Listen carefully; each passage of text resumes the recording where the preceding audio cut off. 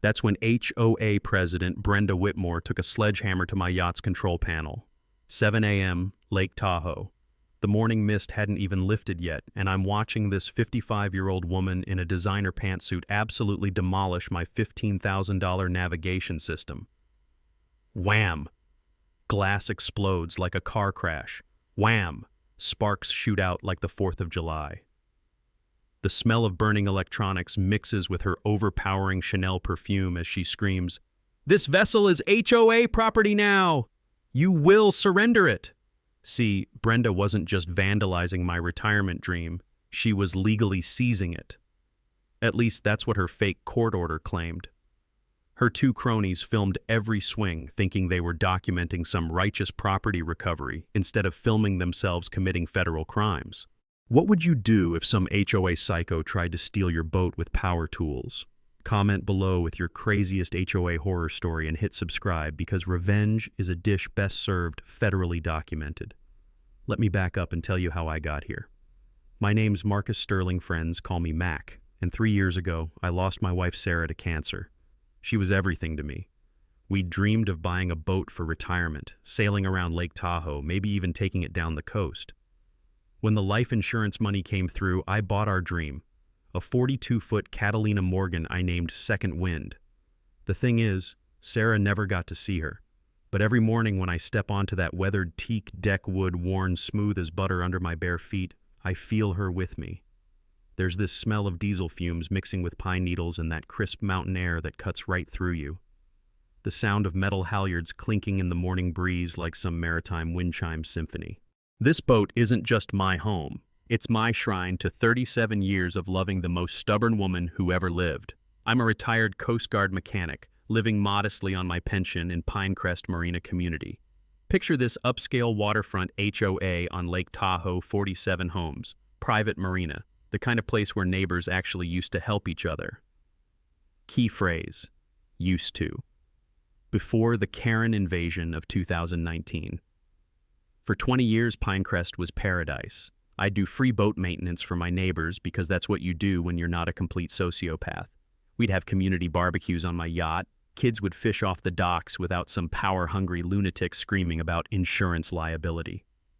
Then Brenda Whitmore moved in and turned our little slice of heaven into her personal dictatorship. Brenda's 55, with blonde hair so perfectly shellacked it could survive a nuclear blast, and she lives off alimony from some real estate mogul ex-husband. This woman treats our HOA like Napoleon treated Europe.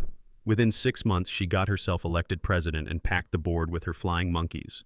Trevor Blackstone, a lawyer who thinks maritime law is something you order at Red Lobster, Miranda Walsh, an accountant who couldn't balance a checkbook if her Botox injections depended on it, and Klaus Hoffman, a property developer who sees dollar signs where normal humans see home. The first warning shot came last September. Brenda announced a new enhanced marina maintenance fee, $2,400 per year per vessel. The smell of her overpowering Chanel number 5 filled the community center as she explained we'd be paying for upgraded security, environmental compliance, aesthetic improvements. Translation: complete garbage designed to fund her power trip. My original HOA documents, the ones I keep in a waterproof box because 26 years in the Coast Guard teaches you to protect important paperwork, clearly state marina access is included in annual dues. No additional fees allowed, period. When I politely mentioned this legal inconvenience at the board meeting, Brenda's Botoxed smile turned colder than Lake Tahoe in January. Emergency board powers allow fee implementation, she declared, the click-clack of her designer heels on the hardwood floor sounding like a countdown timer to war. Here's what Little Miss Real Estate Royalty didn't know about me. Coast Guard mechanics don't just fix engines. We learn federal maritime law, waterway regulations, how jurisdiction actually works when local wannabe dictators think they run the show. 26 years of dealing with everything from drunk boat captains to environmental violations teaches you that federal law trumps HOA fantasies every single time. When I refused to hand over $2,400 for imaginary services, Brenda unleashed her first assault. Bright yellow delinquent tape wrapped around my yacht like crime scene barriers. Picture coming home to find your retirement dream looking like a giant banana split. The community split faster than my first marriage. Elena Vasquez, Harold and Betty Jamie, the Johnson family good people who understood loyalty. But Brenda had her wealthy newcomer supporters who wanted an exclusive marina without some blue-collar mechanic lowering property values with actual useful work. 3 weeks of yellow tape humiliation later, Brenda decided subtle warfare wasn't working fast enough. That's when she graduated to power tools. 1 week after the sledgehammer incident, Brenda decided to escalate from property destruction to full-blown legal theater. 8 a.m. on a Saturday morning, because apparently even psychopaths respect weekends enough to start their harassment campaigns fashionably late, she shows up at my dock with what she claimed was a sheriff's deputy. Now, I've seen a lot of law enforcement in my 26 years with the Coast Guard. This guy? This was clearly her nephew Craig, wearing a Halloween costume that wouldn't fool a blind person in a thunderstorm. The badge was plastic, the uniform was polyester that actually squeaked when he moved, and the official police vehicle was a Honda Civic with magnetic door decals peeling off in the morning humidity like cheap wallpaper. Half the community gathered to watch the show, drawn by the sound of Brenda's voice carrying across the water like a foghorn having a nervous breakdown. Craig cleared his throat dramatically and started reading from what looked suspiciously like a document printed on Brenda's home computer. By order of the Pinecrest Homeowners Association and the state of California, you are hereby ordered to vacate this vessel within 24 hours. I'm standing there in my bathrobe, coffee mug in hand, Colombian dark roast, not that corporate swill watching this dinner theater production. The morning air carried the scent of pine needles mixed with Craig's nervous sweat and Brenda's overwhelming perfume. The poor kid's hands were literally shaking, and I almost felt sorry for him. Almost. Elena looked horrified but stayed silent. Harold Jamie was shaking his head in disgust. Even some of Brenda's usual supporters looked uncomfortable watching this amateur hour legal cosplay unfold. That's when my Coast Guard training kicked in.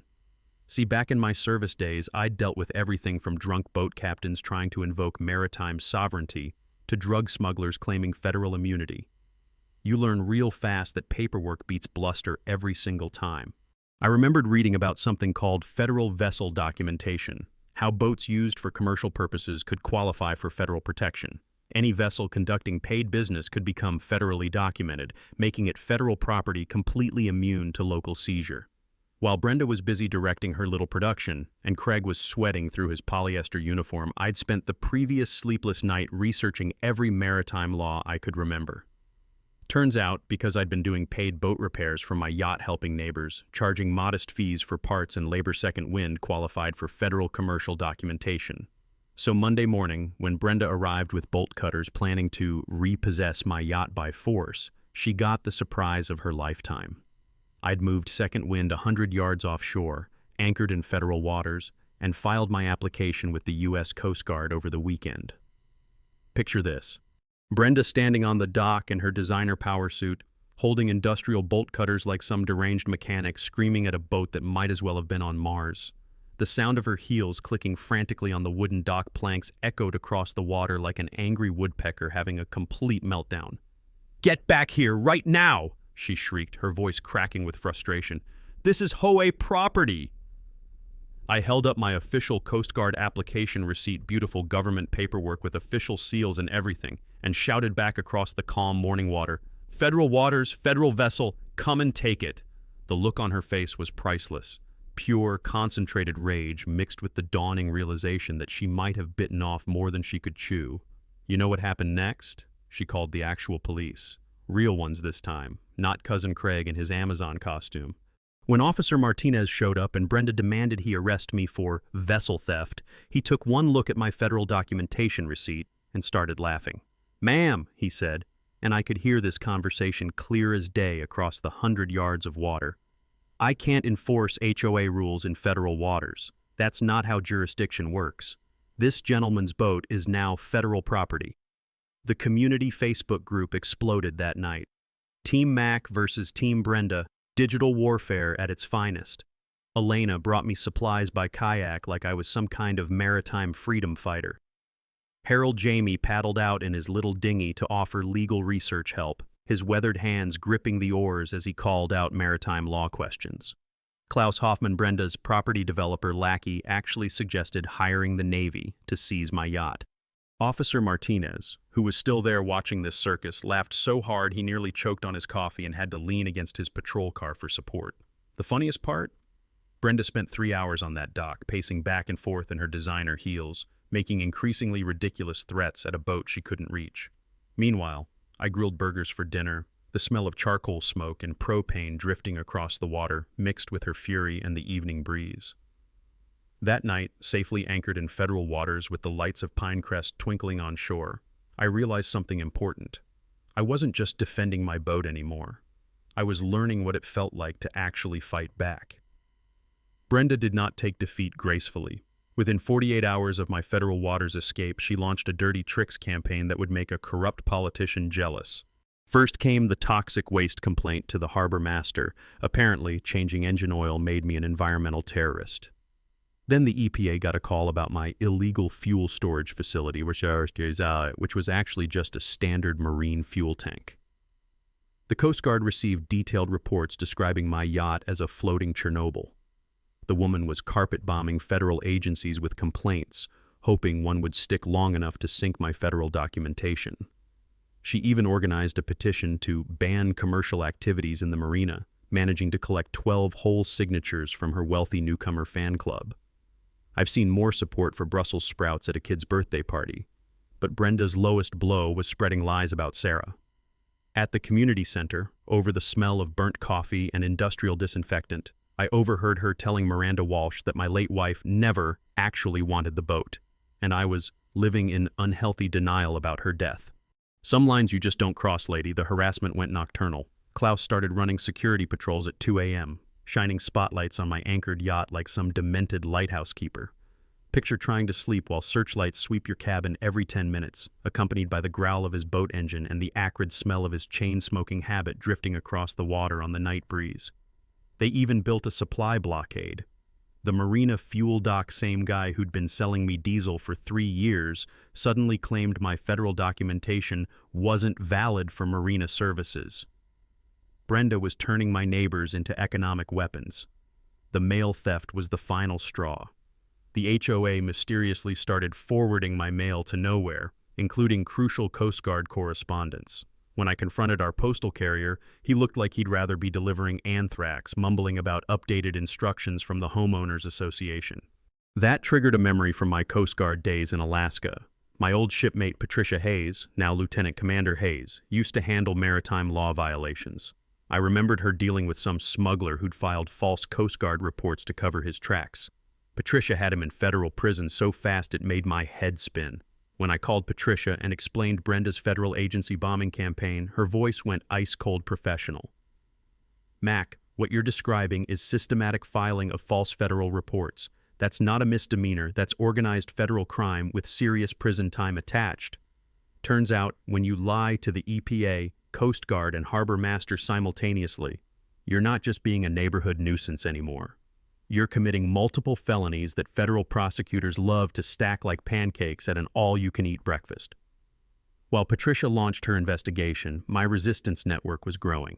Elena organized midnight supply runs using kayaks, paddling out after dark with groceries and contraband mail like some maritime underground railroad. Harold Jamie became my intelligence asset, monitoring HOA meetings and reporting back via marine radio in whispered updates that crackled through the static. The Johnson teenagers turned my yacht into a floating surveillance station. Within hours, I had 360-degree camera coverage uploading to cloud storage every spotlight raid, every threatening approach, every bit of Brenda's harassment preserved in high-definition glory. Then Brenda decided to get creative with environmental terrorism. At 5 in the morning, thinking she was invisible, she dumped used motor oil near my former slip and called KTVU Channel 2, claiming I'd caused a catastrophic toxic spill from illegal boat operations.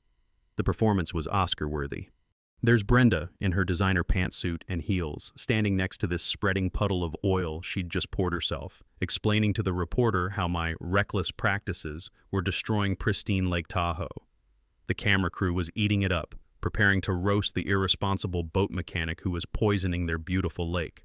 Except my new security system had captured her entire one-woman environmental disaster movie.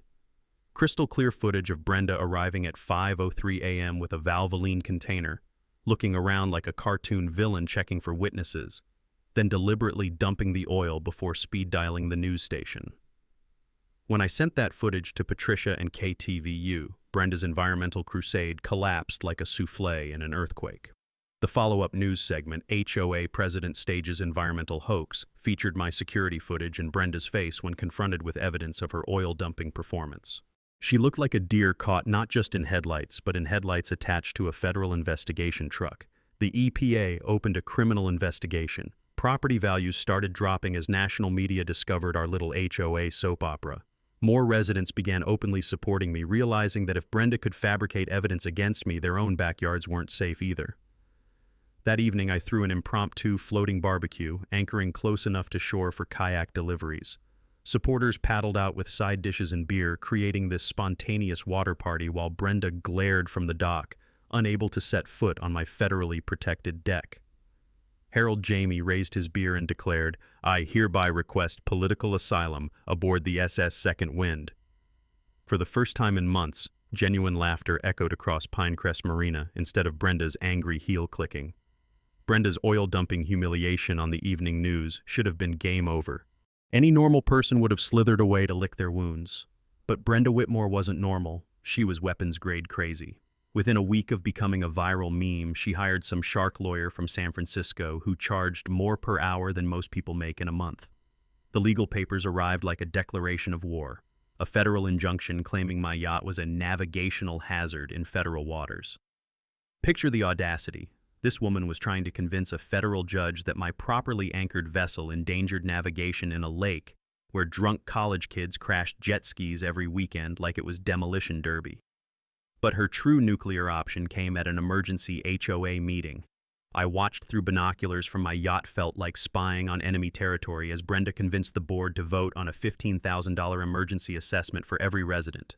The money would fund their legal defense against federal overreach, which translated to, "Everyone pays to finance my personal war against Mac's boat."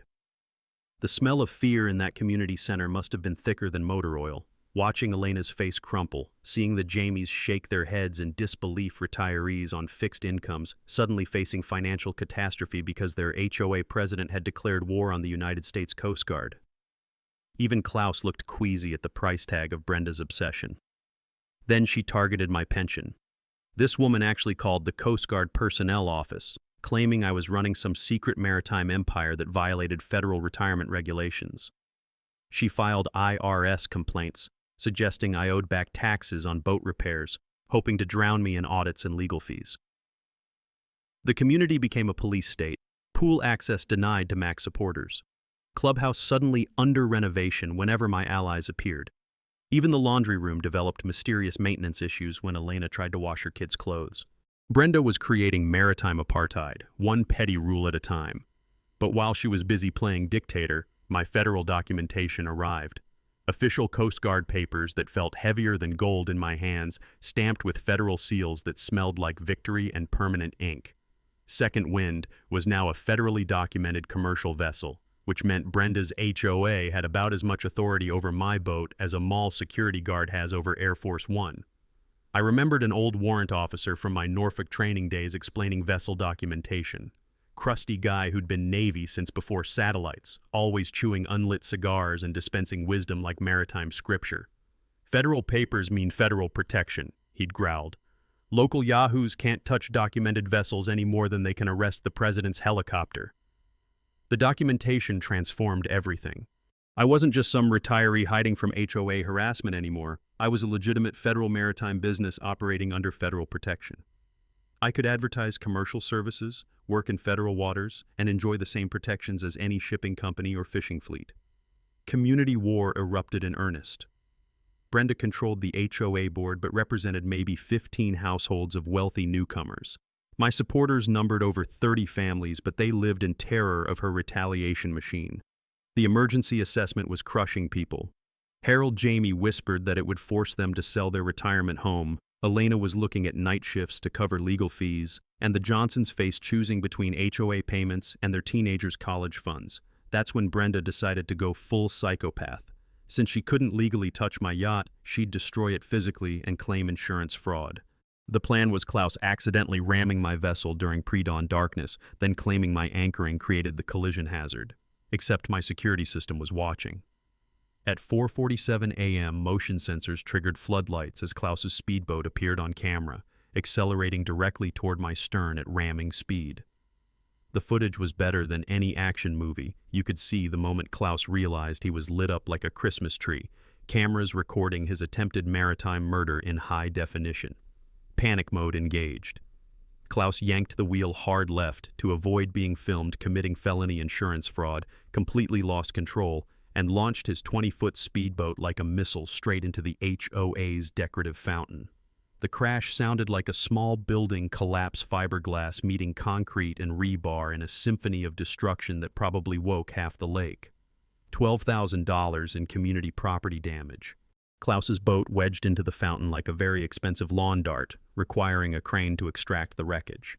Emergency responders spent 3 hours cutting him out of what used to be a peaceful water feature, now resembling a modern art installation titled, "What Happens When You Attack Federal Vessels." At the next community meeting, I projected Klaus's assassination attempt on the clubhouse wall. 30-plus residents watched in stunned silence as their property developer board member tried to ram a federal vessel at ramming speed, then crashed into their own fountain while fleeing the scene. Brenda's explanation was pure comedy gold. Klaus was conducting water depth analysis for community safety. The laughter that erupted could probably be heard in Sacramento. 3 days after Klaus's fountain diving spectacle, I was desperately searching for ammunition. Brenda's $15,000 assessment was crushing my neighbors, and I needed anything to fight back. That's when I remembered Sarah's obsessive record keeping. My wife kept everything. Every receipt, every warranty, every piece of paper that came with our house purchase. "You never know when you'll need proof of something," she'd always said, filing documents in her meticulous system while I rolled my eyes. God, I missed rolling my eyes at her beautiful paranoia. I was digging through her weatherproof filing box, the one she'd insisted on keeping aboard the yacht for important maritime documents, when my fingers found a thick manila folder marked Marina Development Original Papers. The musty smell of old legal documents mixed with the faint scent of her lavender sachets still tucked between the pages. Inside was a document that made my blood pressure spike. The original 1987 Pinecrest Marina Development Agreement. Sarah had somehow gotten hold of the master copy, complete with federal seals and signatures that looked official enough to frame. Page 17 nearly gave me a heart attack. Subsection C typed in that old-fashioned font that screamed federal bureaucracy. Marina facilities constructed pursuant to federal land lease, agreement number NV1987442, administered by U.S. Bureau of Land Management, 25-year renewable terms, current lease expires 2037. The entire marina sat on federal land. Every dock, every slip, every square foot of waterfront property was leased from Uncle Sam. The HOA had exactly zero authority over federal lease land. They were glorified tenants pretending to be landlords. But it got better. Tucked behind the lease agreement was Sarah's handwritten note. Mac, if anyone ever tries to steal our boat, show them this. The federal government is our real landlord. Love, your paranoid wife. She'd known. Somehow Sarah had researched our marina's legal status and prepared for exactly this situation. I could practically hear her laughing from beyond the grave. Told you those filing systems would save your ass someday. The criminal implications were staggering. Every marina fee Brenda collected was theft from federal tenants. 3 years of illegal collections, $180,000 stolen from families who trusted their HOA to operate legally. Under federal fraud statutes, that meant potential treble damages, $540,000 in restitution, plus criminal penalties. I called Patricia Hayes immediately, my hands shaking as I read the lease agreement over marine radio. When I finished, silence stretched across the static for what felt like forever. "Jesus Christ, Mac," Patricia finally said, her voice carrying that cold fury I remembered from our Coast Guard days. "Your HOA has been running a protection racket on federal property. We're talking RICO charges, organized crime penalties." The legal earthquake was just beginning. Not only was my yacht federally documented, but I was operating a legitimate maritime business on federal lease land under federal protection.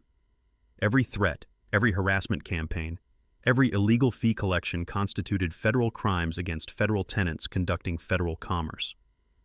Patricia's next words sent chills down my spine.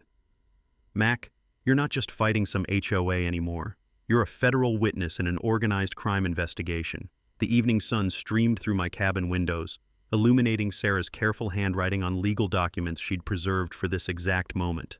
The smell of lake water mixed with old paper and fading lavender, and I swear I could feel her satisfaction radiating from every page. Brenda thought she was stealing my retirement dream. Instead, she'd built a federal case against herself so solid that prosecutors would probably fight over who got to handle her conviction. I held Sarah's note against the light, reading her final message. "Don't let the bastards win." Time to make some federal prosecutors very, very happy. Sarah's federal lease discovery changed everything. Within 24 hours, I went from playing defense to assembling a team that would make Brenda's worst nightmares look like pleasant dreams. This wasn't just about my boat anymore, this was about federal justice, and I had the kind of backup that makes HOA dictators wet their designer pantsuits. Lieutenant Commander Patricia Hayes became my federal liaison, providing Coast Guard expertise and connections to federal prosecutors who specialized in maritime fraud. When Patricia explained Brenda's 3-year theft operation to the U.S. Attorney's Office, their white-collar crime unit started salivating like sharks smelling blood. Elena Vasquez turned out to be more than just a supportive teacher. Turns out she'd worked as a paralegal before switching to education, and she knew how to research case law like a legal bloodhound. Within 48 hours, Elena had found 17 similar HOA fraud cases where federal prosecutors had demolished corrupt boards using RICO statutes. Harold Jamie became my forensic accountant. This mild-mannered retiree spent 30 years auditing corporate books before coming to Lake Tahoe, and when he started analyzing HOA financial records, his eyes lit up like Christmas morning. "Mac," he said, adjusting his reading glasses with the precision of a surgeon, "they didn't just steal marina fees. They've been skimming from the general fund, inflating contractor bills, and paying themselves consulting fees for services that don't exist." Attorney Marcus Webb joined our team after Elena found his name in maritime law journals.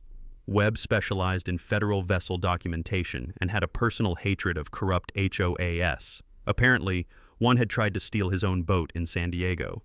When I called his Sacramento office and explained Brenda's federal property theft ring, he offered to work pro bono just for the satisfaction of watching her burn. The Johnson family teenagers became our tech support division.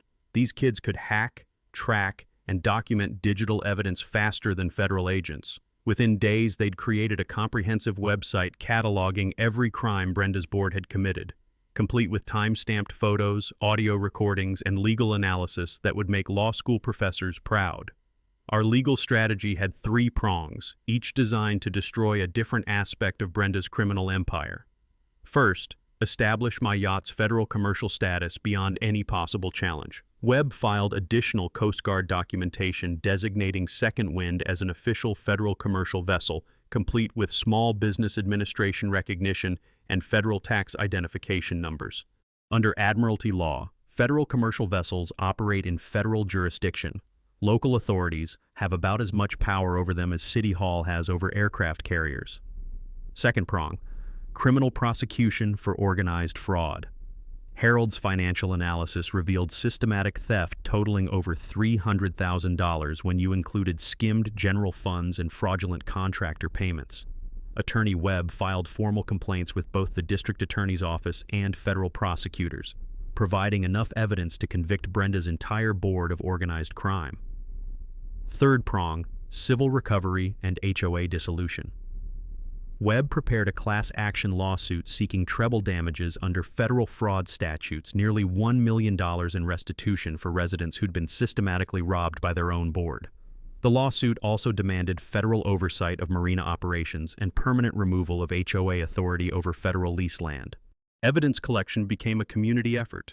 Elena organized residents into teams documenting every illegal fee, every harassment incident, every abuse of power from the past 3 years. We had sworn affidavits from 27 families, over 800 photographs, and enough audio recordings to fill a small library.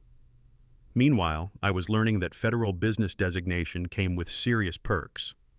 The Coast Guard offered Second Wind Marine Services a contract to maintain their auxiliary fleet $15,000 annually, guaranteed income that would let me hire actual employees.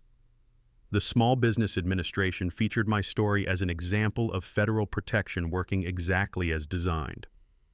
Harold discovered something beautiful in HOA financial records. Brenda's board had been paying themselves consultant fees for marina management services they weren't legally authorized to provide. Every payment was documented proof of fraud, complete with forged invoices and falsified timesheets. The community mobilization was incredible. Elena's newsletter, The Pinecrest Truth, exposed new crimes weekly and was being shared across Lake Tahoe by residents of other HOAs facing similar corruption. Our legal fund grew to $35,000 as neighbors contributed to finally rid themselves of Brenda's dictatorship. Webb's legal filings were masterpieces of federal bureaucracy. Every document cited specific maritime laws, federal commercial regulations, and criminal statutes that would make Brenda's expensive San Francisco lawyer look like a first-year law student. When you're fighting federal charges with federal backing, local legal talent tends to wilt like flowers in a blowtorch. The Johnson kids created social media accounts documenting our fight, and the story went viral among HOA reform groups nationwide. # Justice. For Max started trending, and other federal vessel owners began sharing their own HOA horror stories. Within 45 days of Sarah's discovery, we had enough legal firepower to level a small country. Federal prosecutors, Coast Guard backing, organized evidence, unified community support, and one very nervous HOA president who was about to learn what happens when you steal from the federal government. Brenda still had no idea what was coming, but her ignorance was about to become very, very expensive. Brenda could smell defeat coming like smoke from a house fire, and desperate people do stupid things. Facing community revolt and mounting legal pressure, she decided to fight federal law enforcement with the most brilliant strategy imaginable: bribery. Harbor Master Captain Rodriguez had been nothing but professional throughout this whole mess, treating my federal documentation with the respect it deserved. So when Brenda showed up at his office with an envelope containing $5,000 in cash, claiming my yacht posed an environmental threat requiring immediate federal removal, Rodriguez handled it exactly like the 20-year Coast Guard veteran he was. He recorded the entire conversation. "Mrs. Whitmore," Rodriguez said, his voice carrying that official tone that makes criminals nervous, "are you attempting to bribe a federal official to take illegal action against a properly documented commercial vessel?" Brenda's response was pure panicked word salad. No, this is a community safety contribution for your department's Environmental Protection Fund." Right. Because federal harbor masters routinely accept cash donations in unmarked envelopes from HOA presidents with grudges. Rodriguez forwarded the recording to federal prosecutors before Brenda's Lexus left the parking lot. Attempting to bribe federal officials carries mandatory minimum sentences that would make hardened criminals think twice. Our local HOA dictator had just graduated from theft and harassment to attempted corruption of federal law enforcement. But bribery was just Brenda's appetizer. The main course was sabotaging utilities and supplies like some suburban warlord. The HOA accidentally shut off electricity to my former dock slip, apparently. Disconnecting power to empty slips was now standard energy conservation. The local marine supply store suddenly couldn't sell me parts, something about their insurance policy not covering sales to disputed commercial operations. Brenda's reputation assassination campaign went nuclear. She started spreading rumors that I was a federal informant trying to destroy the community from within. According to her Facebook posts, I was working with federal agents to seize private property and turn Pinecrest into some kind of government surveillance station. The paranoia was so thick, you could cut it with a boat hook. The social isolation campaign was devastating. Brenda organized a community shunning of anyone who supported me, threatening HOA fines for fraternization with criminal elements. Neighbors who'd been friends for decades stopped talking to each other. The community center looked like a demilitarized zone, with Team Brenda clustering on one side and Team Max supporters huddled on the other. Meanwhile, federal investigation was accelerating faster than Klaus's speedboat hitting a fountain. FBI agents interviewed Rodriguez about the bribery attempt, and suddenly Brenda wasn't dealing with local law enforcement anymore. When federal agents start asking questions about organized crime in your HOA, insurance companies get nervous, property values plummet, and even loyal supporters begin reconsidering their life choices. Elena's underground supply network became more sophisticated. She organized accidental encounters where supporters would happen to meet me at the grocery store and, coincidentally, have extra supplies that they couldn't possibly use themselves. Harold Jamie perfected the art of casual lakeside fishing trips that involved paddling out to my yacht with intelligence updates disguised as friendly visits. Trevor Blackstone, Brenda's lawyer lackey, was filing frivolous lawsuits against my supporters like bullets from a machine gun. Elena faced a defamation suit for her newsletter. Harold got sued for interfering with HOA governance. Even the Johnson family received legal threats for cyberbullying board members with their documentary website. But Brenda's masterpiece of desperation was yet to come. When bribery, sabotage, and lawfare failed to dislodge my federally protected yacht, she decided to impersonate federal law enforcement. Because nothing says innocent HOA president like dressing up actors as Coast Guard officers to serve fake federal warrants. The scene was surreal even by Brenda standards. Two guys in Halloween Coast Guard uniforms, complete with fake badges and borrowed military bearing, approached my yacht in an unmarked speedboat at dawn, carrying official-looking papers that Brenda had created using Trevor's law firm letterhead and some creative Photoshop work. By order of the United States Coast Guard, announced fake officer number 1, reading from a script that sounded like it was written by someone whose only legal education came from Law and Order reruns. This vessel is hereby seized for violations of federal maritime regulations. My security cameras captured everything in high definition. The polyester uniforms that screamed costume shop, the plastic badges that probably came from a cereal box, and most importantly, Brenda filming the whole performance from her hiding spot behind the community dockhouse. The real Coast Guard response was swift and educational. Captain Rodriguez dispatched actual federal agents within 30 minutes, and watching Brenda's hired actors get arrested by real federal officers while she tried to delete incriminating video footage was better than any reality TV show. Impersonating federal officers is a 10-year federal felony. Creating fraudulent government documents adds another 5 years. Conspiracy to obstruct federal maritime commerce? That's RICO territory, where sentences get measured in decades instead of years. That evening, as federal agents hauled away Brenda's costume department, I raised a beer to Sarah's memory. 24 hours ago, we were fighting an HOA dispute. Now we were star witnesses in a federal organized crime investigation. Facing federal indictment for bribery and impersonating federal officers, Brenda crossed the line from criminal stupidity into attempted murder. When federal agents raid your community and arrest your fake Coast Guard actors, most rational people would hire a criminal defense attorney and start plea bargaining. But Brenda Whitmore had apparently decided that if she was going down, she'd take me with her. The wiretaps captured everything. FBI surveillance had been monitoring Brenda's communications since the bribery attempt. And when she started recruiting Klaus Hoffman and 2 outside criminals for what she called the final solution to our Mac problem, federal agents got very interested very quickly. The plan was elegant in its evil simplicity. Detonate an explosive device on my yacht, disguised as an engine malfunction, then collect life insurance money while blaming faulty marine equipment maintained by the victim himself. Brenda would finally get her marina back, Klaus would collect insurance money, and I'd be fish food at the bottom of Lake Tahoe. What they didn't count on was federal law enforcement taking attempted murder of federal witnesses personally. The FBI doesn't mess around when someone tries to assassinate people cooperating with federal investigations.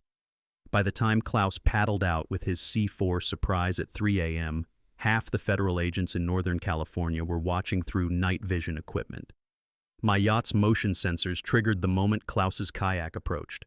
Floodlights illuminated the lake like a football stadium while my security cameras captured Klaus in high definition, wearing a wetsuit and carrying what looked suspiciously like military explosives disguised as a fuel filter. The man was literally caught red-handed with enough C4 to blow my yacht into orbit. The Coast Guard intercepted Klaus 50 yards from my stern, arresting him with enough evidence to convict a small army of terrorists. Federal agents found detailed plans, explosive devices, and recorded conversations proving the entire conspiracy. When you try to murder federal witnesses with military-grade explosives, the government tends to take it personally.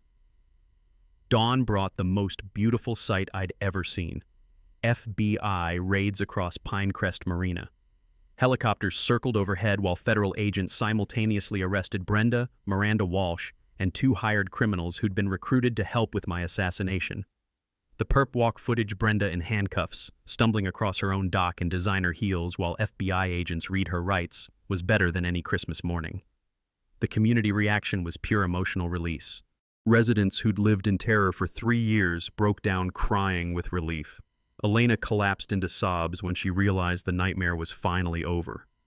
Harold Jamie stood on his dock, tears streaming down his weathered face, watching federal agents carry away the woman who'd terrorized their retirement paradise. Former Brenda supporters lined up to apologize, suddenly remembering how much they'd always loved my boat repair services. Amazing how quickly people's memories improve when federal agents start asking questions about organized crime participation. The evidence was overwhelming. Federal prosecutors had recorded conversations proving conspiracy to commit murder, financial records documenting systematic fraud, and enough federal charges to keep Brenda in prison until her designer clothes went out of style and came back again. 15 federal counts including racketeering, bribery, attempted murder, embezzlement, and conspiracy to obstruct maritime commerce. Klaus, Miranda, and Trevor all hired separate defense attorneys and started negotiating plea deals faster than Lake Tahoe speedboats fleeing Marine Patrol. When facing 45 years in federal prison, even the most loyal criminals develop sudden amnesia about their fearless leader. The Coast Guard awarded me a civilian commendation for courage under maritime terrorism, which sounds way more heroic than survived crazy HOA lady trying to blow up my boat. Second Wind Marine Services was booked solid for 6 months as the story spread across Lake Tahoe, and federal contracts were rolling in faster than I could process them. Community transformation happened overnight. Residents who'd been afraid to speak for years suddenly found their voices, sharing horror stories about Brenda's reign of terror that would make dictatorship survivors proud.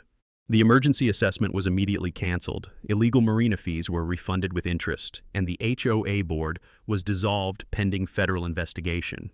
Property values rebounded as national media portrayed Pinecrest as a community that had successfully fought corruption and won.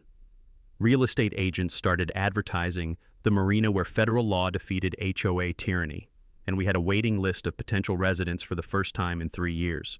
Federal asset forfeiture was beautiful to watch. Brenda's Lexus, jewelry, bank accounts, and luxury condo were seized to pay restitution to her victims. Watching federal agents inventory her designer shoe collection while she sat in county jail awaiting trial was poetry in motion. The class action lawsuit was moving forward with federal backing, seeking $1.2 million in punitive damages from Brenda personally. Even if she served her full sentence and got out in 20 years, she'd be paying restitution to Pinecrest residents until the heat death of the universe. That evening, safely anchored in federal waters with the lights of a free Pinecrest twinkling on shore, I raised a beer to Sarah's memory. Her paranoid filing system and federal lease discovery had just destroyed a criminal organization and restored justice to our community. Tomorrow, the real celebration would begin. March 15th, 2025, United States District Court, Eastern District of California, Sacramento. The day Brenda Whitmore learned what happens when you declare war on the federal government. The courtroom was packed like a Lakers playoff game. 40-plus Pinecrest residents filled the gallery, along with national media, HOA reform advocates, and federal law enforcement who'd worked the case. The smell of anticipation mixed with courthouse coffee and the faint scent of justice finally being served. Brenda sat at the defendant's table in an orange jumpsuit, her perfectly coiffed hair replaced by federal prison styling, and her designer wardrobe swapped for Department of Corrections couture. The transformation from HOA dictator to convicted felon was more dramatic than any makeover show. Federal Judge Patricia Morrison, no relation to my Coast Guard buddy, but equally impressive, had already accepted Brenda's guilty plea on 12 federal counts: racketeering, bribery, attempted murder, conspiracy to obstruct maritime commerce, impersonating federal officers, and systematic fraud. The plea deal saved taxpayers the cost of a trial while guaranteeing Brenda would spend the next 12 years contemplating her life choices in federal prison. But Judge Morrison wanted victim impact statements before sentencing, and that's when the real show began. Elena Vasquez spoke first, describing how Brenda's harassment had affected her children, who'd been afraid to play outside their own home. "My 8-year-old daughter asked me if the HOA lady was going to take our house away," Elena said, her voice breaking. No child should live in fear of their own community. Harold Jamie's testimony was devastating. The elderly accountant explained how Brenda's illegal assessments had nearly forced them to sell their retirement home, destroying 30 years of financial planning. "We trusted our HOA to protect our investment," Harold said, adjusting his glasses with trembling hands. "Instead, they robbed us blind." 15 residents testified about fear, financial hardship, and psychological trauma under Brenda's dictatorship. The cumulative effect was like watching a war crimes tribunal, except the war criminal was a suburban HOA president with a designer handbag addiction. When Judge Morrison invited me to address the court, the room went silent except for the hum of air conditioning and the scratch of court reporters' pens. I stood at the podium looking directly at Brenda for the first time since her arrest. "Your Honor," I began, my voice carrying across the packed courtroom, "Brenda Whitmore tried to steal my boat, but she only made it unsinkable. Federal documentation means she can never touch Second Wind again." I paused, letting that sink in, then delivered the line I'd been rehearsing for weeks. "This vessel now serves a federal mission teaching Americans their maritime rights on the water." Brenda thought she was destroying my retirement dream. Instead, she helped me build a floating classroom for fighting tyranny. The courtroom erupted in applause. Judge Morrison didn't even try to restore order for 30 seconds, letting the community express 3 years of suppressed emotion. Court TV was broadcasting live, and social media exploded with #UnsinkableBoat trending nationwide. Judge Morrison's sentencing was poetry in legal motion. "Mrs. Whitmore," she said, her voice carrying the weight of federal authority, "you systematically defrauded a community, terrorized your neighbors, attempted to corrupt federal officials, and tried to murder a federal witness. This court sentences you to 12 years in federal prison, followed by 3 years supervised release and restitution of $850,000 to your victims." The gavel fell like thunder. 12 years. Brenda would be almost 70 when she got out, assuming she lived that long. Federal prison isn't known for its spa-like amenities. Outside the courthouse, media circus was in full swing. CNN, Fox News, MSNBC, everyone wanted to interview the guy who'd defeated HOA tyranny with federal maritime law. My unsinkable boat quote was already being memed across TikTok, and documentary crews were fighting over filming rights. The community celebration at Pinecrest Marina was spontaneous and beautiful. 200 supporters arrived by boat, car, and kayak, turning our docks into the world's most patriotic block party. Coast Guard Honor Guard presented me with a civilian service medal, while federal agents who'd worked the case raised beers in salute. Second Wind Marine Services announced $500,000 in new federal contracts, enough to hire 6 employees and expand operations. The floating classroom program was already booking seminars for HOA victims nationwide, teaching maritime law and federal documentation to anyone fighting local tyranny. Elena organized a potluck dinner on the docks, with tables groaning under casseroles and desserts, while children who'd been afraid for years ran freely between the boats. The smell of barbecue smoke mixed with lake breeze and the sound of genuine laughter echoing across water for the first time in years. As the sun set over Lake Tahoe, painting the water golden orange, I stood on Second Wind's deck, surrounded by friends and neighbors who'd fought beside me. The evening air carried the scent of victory and the promise of peaceful mornings ahead. Brenda's empty slip sat like a missing tooth in our marina's smile, but tomorrow it would be filled by a family who understood that communities work best when run by servants, not dictators. 6 months later, Pinecrest Marina smelled like freedom instead of fear.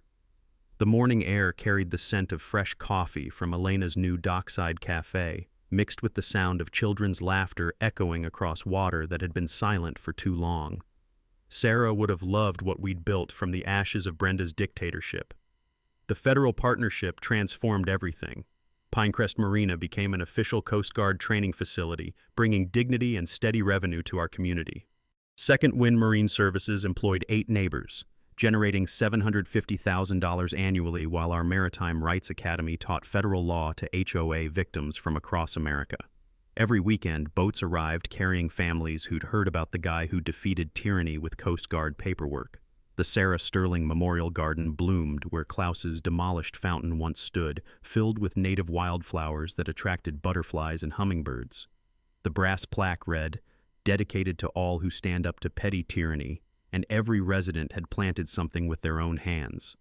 Veterans sat on handcrafted benches, sharing stories while children played safely in the shade of young oak trees. Our youth sailing program launched with 15 local kids learning to navigate both Lake Tahoe and federal maritime law. These teenagers could explain vessel documentation better than most lawyers, and 3 were already planning Coast Guard careers inspired by our victory over corruption. The smell of sunscreen and the sound of young voices calling sailing commands replaced years of angry board meetings and whispered fears. Community transformation happened one conversation at a time. Former enemies worked together building playground equipment and organizing movie nights on the beach.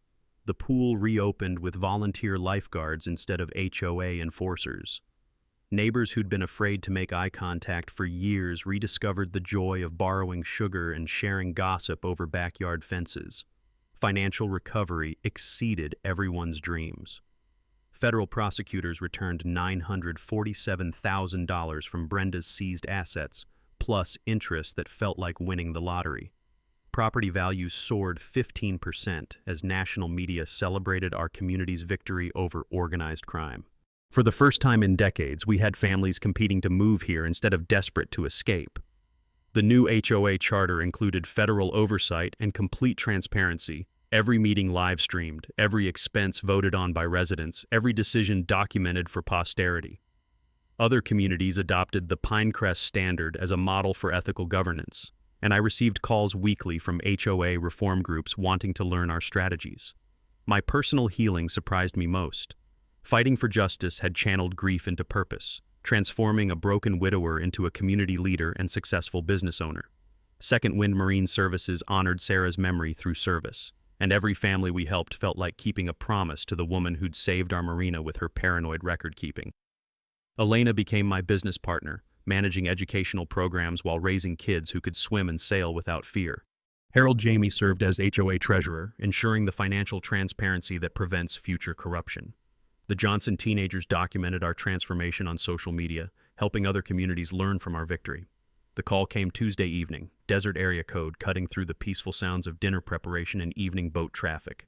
Another HOA victim needing federal firepower, this time a single mother in Phoenix whose therapeutic swimming pool was being seized by bureaucrats who'd never heard of disability rights law. "They're filling it with concrete tomorrow," she sobbed into the phone. "My son needs it for physical therapy, but the HOA says it violates some architectural rule they invented last week."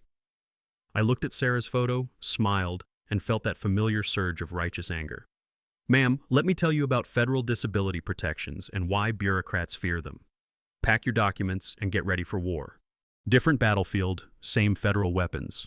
Water rights, environmental law, Americans with Disabilities Act, new tools in the arsenal of justice, all designed to crush petty tyrants who think local power trumps federal protection." The sun set over Lake Tahoe, painting our peaceful marina in gold and orange while the scent of barbecue smoke drifted from community dinner tables. Tomorrow, we'd teach another family how to fight back using the laws that make America great. Drop your craziest HOA nightmare in the comments below.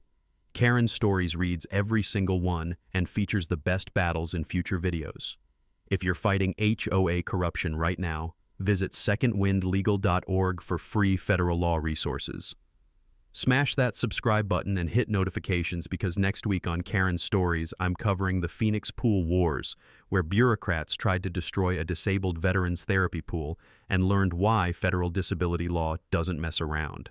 Trust me, this revenge story will blow your mind.